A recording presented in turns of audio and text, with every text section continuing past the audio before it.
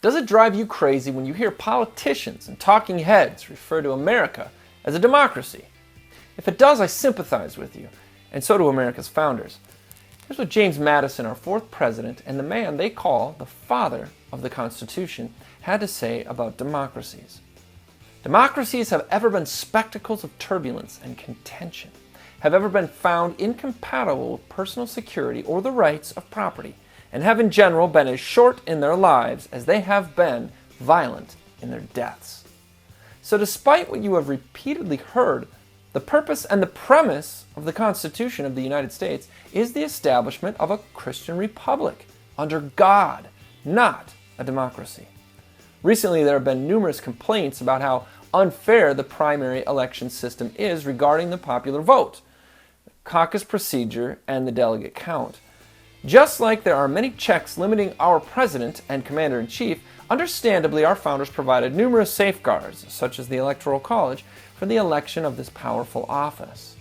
Aspiring Republican nominee Donald Trump has criticized the way the GOP chooses presidential party nominees as being corrupt and crooked, though according to the new NBC analysis, Trump has actually benefited from the present system more than any other candidates.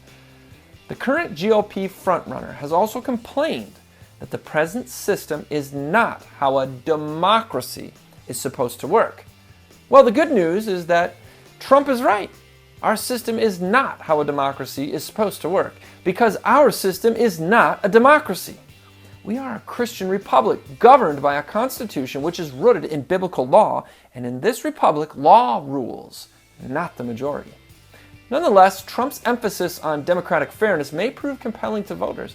According to some polls, Republican voters believe the nomination should go to the candidate with the most votes. In other words, if a candidate gets 40% of the popular vote, he or she should get 40% of the delegates.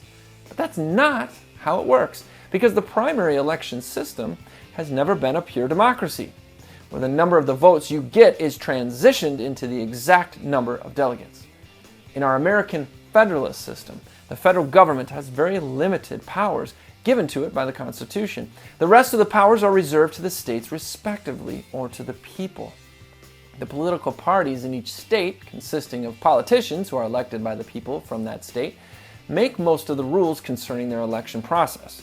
The delegate appointment rules in many of these primaries have been established for nearly a century. This places the burden to navigate the rules in each state on the candidate. We've got a corrupt system. It's not right. We're supposed to be a democracy, Trump told supporters Sunday in Rochester, New York. With all due respect, Mr. Trump, I hope you understand that American law and the political process is not ruled by what you or a majority of people you convince determine. In this American republic, law trumps the majority. This is Jake MacAulay with the Institute on the Constitution, bringing you the American View.